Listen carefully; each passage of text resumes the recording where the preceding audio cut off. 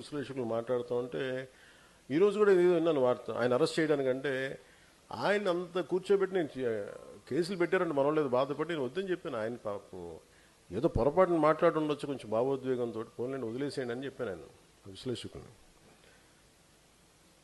మేము వాళ్ళు ఏమన్నాడు సరే అని చెప్పాను. ఆయన్ని మటుకు అసలు ఇబ్బంది పెట్టద్దు, ఏదో ఆయన పొరపాటు జరిగి ఉండొచ్చు లేదంటే ఉండొచ్చు అని చెప్పి అసలు ఆయన ఏం చేయగలగా. ఇంత ఓపిక్గా ఇంత సేపు ఉన్నారంటే ఒక సమోసా మీద చాలా మెచ్చుకోవాలి. సో అందుకని ఎందుకు అంటే ఈ సమోసాలు 1000 కాదు 1,00,000 తిన్నా మన స్వేచ్ఛకు సమానం కాదు అది. అందువల్ల ఇక్కడ ఇప్పుడు నేను ఇంతకుముందు పృథ్వీతో కూడా అన్నాను, ఇక్కడ చాలామంది చాలా విషయాలు మాట్లాడారు. బహుశా అన్ని విషయాలతో అందరూ ఏకీభవించరు. కానీ నాగరిక ప్రజాస్వామిక సమాజానికి ఉండాల్సిన లక్షణం ఏంటంటే ఏ అభిప్రాయాలు ఉన్న వాళ్ళైనా ఒక వేదిక మీద ఉండి మాట్లాడగలగాలి. అది నాగరిక సమాజానికి ఉండాల్సిన లక్షణం. సో ఇక్కడ ఉన్న వాళ్ళందరికీ ఒకటే కన్సర్న్ ఏంటంటే స్వేచ్ఛను హరించకూడదు. ఇక్కడ మాత్రం డిఫరెంట్ ఏం లేదు కదా ఎవరికి. భావ ప్రజ్ఞా స్వేచ్ఛను హరించకూడదు. భారత రాజ్యాంగం కల్పించిన ఆర్టికల్ 19(1)A కల్పించిన భావ ప్రజ్ఞా స్వేచ్ఛను హరించకూడదు. హరిస్తే ఏం చేస్తారు? కేసులు పెడతారు. నేను అన్నాను అరెస్ట్ చేస్తారని భయమా సార్ అన్న. భయం ఉంటే యాంటిసిపేటరీ బెయిల్ పోతాను, నేను పోలే కదా అన్న. ఇంతవరకు యాంటిసిపేటరీ బెయిల్ పిటిషన్ వేయలేదు, వేయను కూడా. ఎందుకంటే నవ్వుతూ అన్నా నా జీవితంలో చాలా అనుభవాలు వచ్చాయి, అసెంబ్లీతో సహా. ఒక జైలు అనుభవం రాలే, అది కూడా పోయి చేస్తే నా ఆత్మకథ పూర్తవుతుంది ఇంకో చాప్టర్ అని చెప్పాను. సో అందువల్ల అరెస్ట్లకు భయపడే వాళ్ళమైతే ఇక్కడ దాకా రాకనే పోయేవాళ్ళం. నేను 30 ఏళ్ల వయసులో యూనివర్సిటీలో అసిస్టెంట్ ప్రొఫెసర్గా ఉన్నప్పుడు Times of India group daily the ఇండిపెండెంట్కు ఒక ఆర్టికల్ రాశారు. అప్పుడు ముఖ్యమంత్రి నెదురుమల్లి జనార్దన్ రెడ్డి పైన glad to see him go అని రాశాడు. అప్పుడు చీఫ్ మినిస్టర్ ఆఫీస్ నుంచి వైస్ ఛాన్సలర్ ఫోన్ వస్తే నన్ను పిలిపించాడు. ఏం నాగేశ్వర్ పెళ్ళై 4 ఏళ్ళు అయింది, కొడుకు పుట్టి 1 year కూడా కాలే, ఇప్పుడు మన ఉద్యోగం తీసేస్తే ఏమవుతుంది అన్నాడు.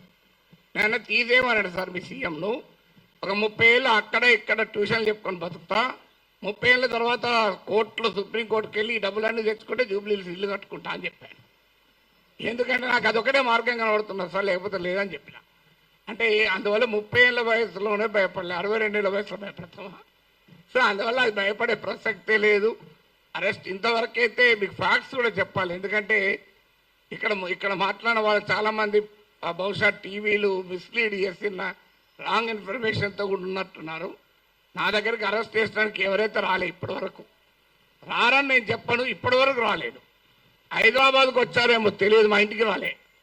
అయితే అక్కడ తెలంగాణ పోలీస్ ప్రొటెక్షన్కి వస్తే వాళ్ళ ఫోటోలు వేసి మనం మీడియాలో ఆంధ్ర పోలీస్ వచ్చిందని రాశారు. ఆ వీడియోలో ఉన్న వ్యక్తి మన టోలీచెక్ సిఐ. సో అలా కూడా వచ్చాయి వార్తలు. ఆ వార్తలు కూడా ఇట్లాంటి పత్రికల్లోనే వచ్చాయి. పోనీ వీళ్ళు ఇక్కడ మనకు అర్థం కావాల్సిందంటే, ఒకటి రాజ్యం ప్రభుత్వమే నేరుగా కేసులు పెట్టింది. ఏంటా కేసులు? కులచిచ్చు పెట్టానట. నేను నా మాటలో ఎక్కడ కులమన్న పదమే లేదు, కులచిచ్చు పెట్టాను. పవన్ కళ్యాణ్ మాటల్లో కూడా చెప్పాడు కులం. అసలు నేను ఎక్కడ కులం తీసానో నాకు ఇప్పటికి అర్థం కాలే. ఇప్పుడు ఒక అంశం వచ్చినప్పుడు అనేక మంది భిన్నమైన అభిప్రాయాలు ఉన్నవారు ఆ అంశాన్ని వరకు సమర్థిస్తుంటారు. అది ఏ కులం వాళ్ళైనా కావచ్చు, ఏ ప్రాంతం వాళ్ళైనా కావచ్చు, ఏ రాజకీయ భావాలు ఉన్న వాళ్ళైనా కావచ్చు. ఇప్పుడు దీన్ని మైక్ అనాలి. దీన్ని మైక్ అని ఒక కులం వాళ్ళకి చెప్తే మైకు, ఇంకో కులం వాళ్ళు చెప్తే కాదు స్టిక్ అంటారా?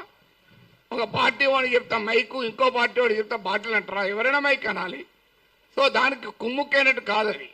తర్వాత ప్రాంతం అని కూడా తీశాడు పవన్ కళ్యాణ్. ప్రాంతం అని తీస్తే ఎవరు తీశారు ప్రాంతం? నిజంగా ఇక్కడ వచ్చిన ఇన్ని సంఘాలు ఉన్నాయి, వీళ్ళు తీయలే. తెలంగాణ సంఘాలు మొదలు ప్రాంతం అనే ప్రస్తావనే తీయలే. ఆ ప్రస్తావన తీసింది కూడా ఆ 2 పార్టీల వాళ్ళే. నువ్వు తెలంగాణ వాడివి, ఆంధ్రప్రదేశ్ రాజకీయాల గురించి ఎట్లా మాట్లాడుతావు? కానీ ఒక్కడు మాత్రం మళ్ళీ చెప్తున్నాను, మీరు అరెస్ట్ చేసుకుంటారా, కేసులు విత్డ్రా చేస్తారా, చెయ్యరా, అది మీ ఇష్టం. మేము మాత్రం మాట్లాడుతూనే ఉంటాం. We will die but we will not give up our right to free speech అనేది మా మాట. చావనన్నా చేస్తాం కానీ మాట్లాడే హక్కును వదులుకోము. నీకే అణిచివేత వేసినా దానికి మేము సిద్ధం, సంతోషం. మీరు వస్తారంటే చెప్పండి, టైము ప్లేస్ కూడా చెప్పండి, ఆడికి వస్తా, కావాలంటే అరెస్ట్ చేసుకోండి. Thank you very much.